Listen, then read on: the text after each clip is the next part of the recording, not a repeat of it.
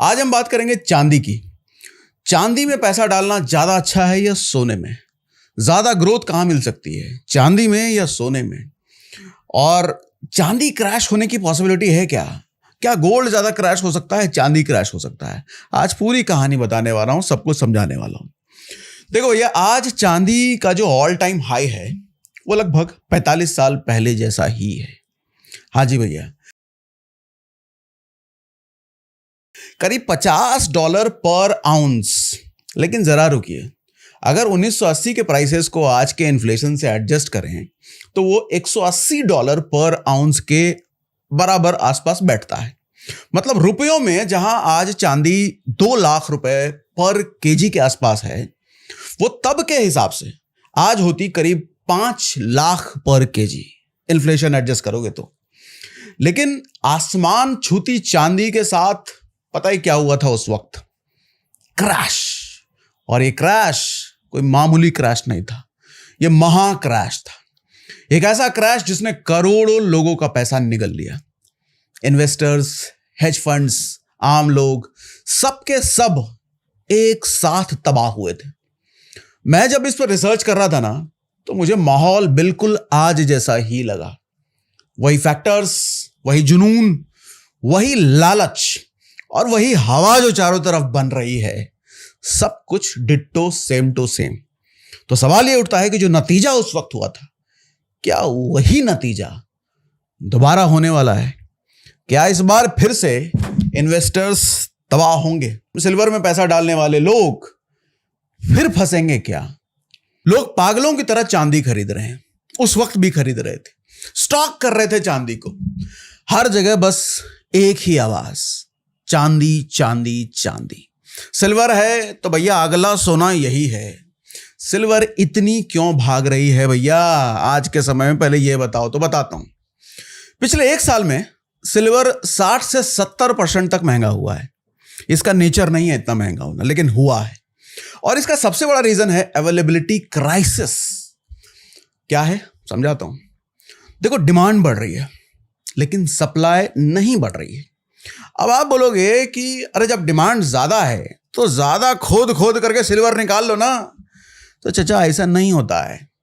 Silver gold की तरह अकेले नहीं निकलती। ये कॉपर के साथ, जिंक के साथ, लीड जैसी मेटल्स का बाय प्रोडक्ट होता है, क्योंकि वो जब माइन होती है तो उनके साथ ये सिल्वर निकलता है।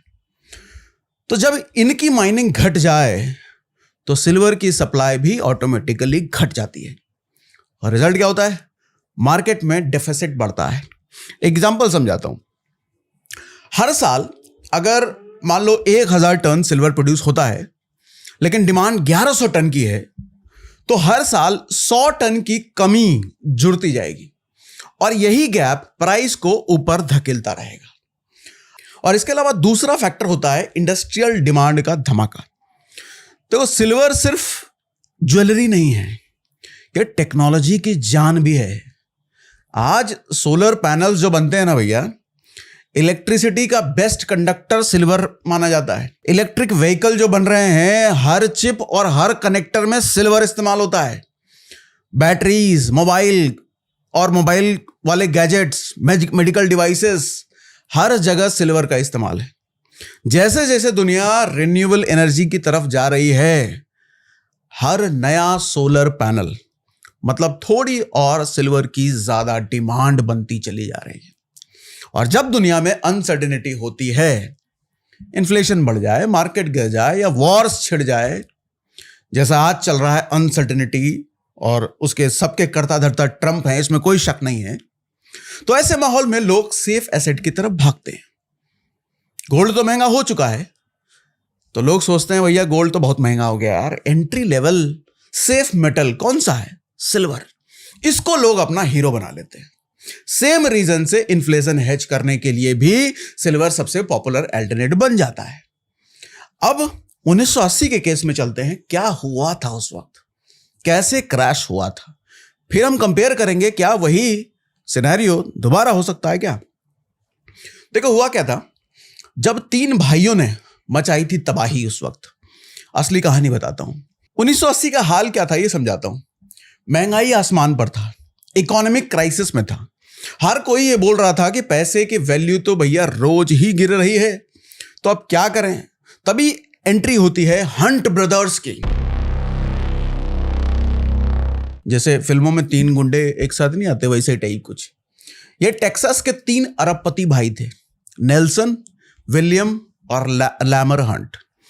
इनकी सोच थी कि क्यों ना सिल्वर मार्केट पे भैया पूरा ही कब्जा कर लिया जाए। पहले इन्होंने टन्स में फिजिकल सिल्वर खरीदा, फिर इन्होंने फ्यूचर कॉन्ट्रैक्ट्स को भी लपक लिया भैया, वहां भी पैसा डाला। मतलब एक्चुअल सिल्वर से कई गुना ज्यादा पेपर सिल्वर इन्होंने खरीदा। पेपर सिल्वर मतलब कॉन्ट्रैक्ट्स, फ्यूचर कॉन्ट्रैक्ट्स खरीदे। नतीजा क्या हुआ? सिल्वर के दाम रॉकेट की तरह ऊपर गए। 1980 की शुरुआत में $50 पर आउंस। अब बैंक को शक हुआ तो उन्होंने रूल्स को टफ करना शुरू किया, मार्जिन्स बढ़ा दिए। जैसे आज सेबी ने एफएनओ के रूल्स को सख्त किया था ना, जब ऑप्शन ट्रेडर्स को रोकना था, बाहर के रिटेल ट्रेडर्स को रोकना था, तो रूल्स सख्त करने की वजह से एंट्री मुश्किल हो जाती है। पर हंट ब्रदर्स पीछे हटने वाले थे नहीं भैया। उन्होंने और पैसे उधार लेकर के सिल्वर पे और पैसा लगाया। पर जब मार्जिन कॉल्स आई तो उनके पास पैसे ही नहीं बचे। अब आपके मन में आ गया मार्जिन कॉल ये क्या होता है, तो समझाता हूं ये पहले, फिर आगे बढ़ता हूं। देखो मार्जिन कॉल्स क्या होती हैं और इसे हंट ब्रदर्स को कैसे डुबो दिया।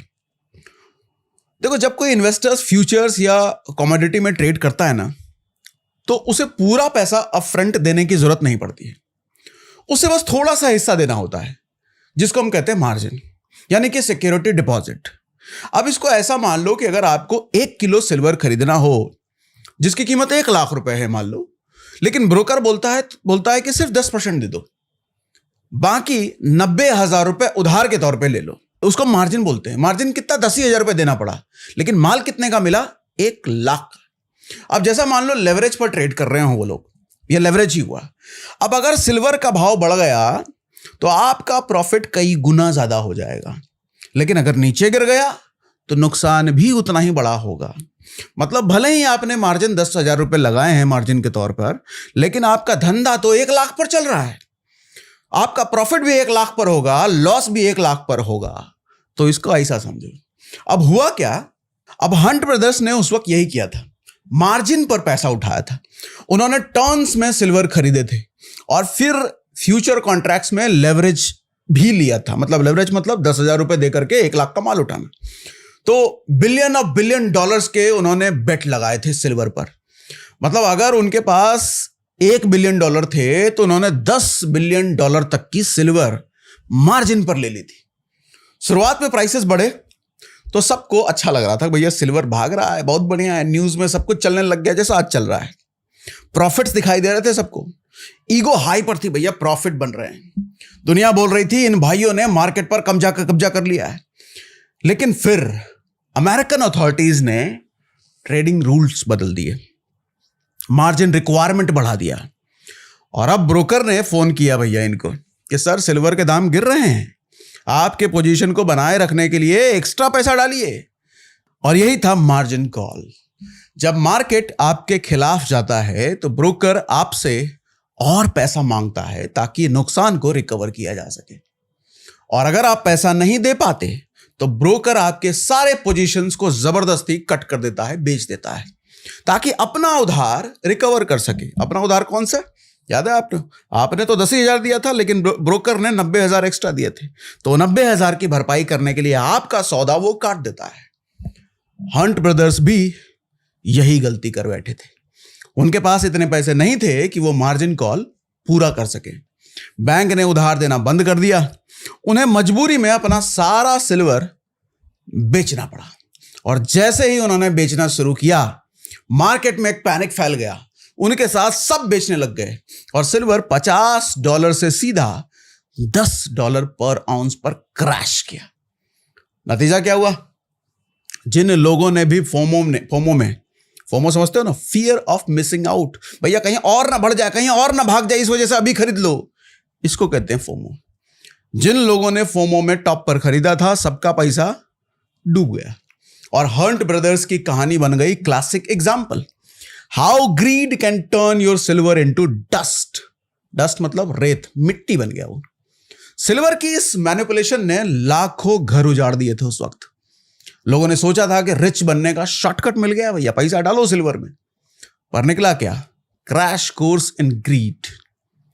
मोरल ऑफ द स्टोरी क्या है कि मार्केट कभी किसी के कंट्रोल में नहीं आता, ना हंट ब्रदर्स के, ना किसी गवर्नमेंट के। जब भी मार्केट में आर्टिफिशियल हवा भरी जाती है, वो एक दिन बर्स्ट जरूर होता है। इसलिए याद रखो भैया कि मार्केट में प्रॉफिट लॉजिक से बनता है, ग्रीड से नहीं, लालच से नहीं। जो ये सोचता है कि ये तो हमेशा ऊपर ही जाएगा, वही सबसे पहले नीचे आता है। कंक्लूजन क्या है कि आज 2025 में भी वही पैटर्न दोहराया जा रहा है। आपको नहीं लग रहा है कि सिल्वर भागता जा रहा है? हर कोई सिल्वर की बात कर रहा है, हर न्यूज में सिल्वर की बात हो रही है, हर वीडियो में बात हो रही है। डिमांड बढ़ रही है, सप्लाई घट रही है, लोग फिर से सिल्वर फीवर में हैं। पर याद रखिएगा, हर बार हिस्ट्री रिपीट नहीं होती, पर पैटर्न्स जरूर रिपीट हो सकते हैं।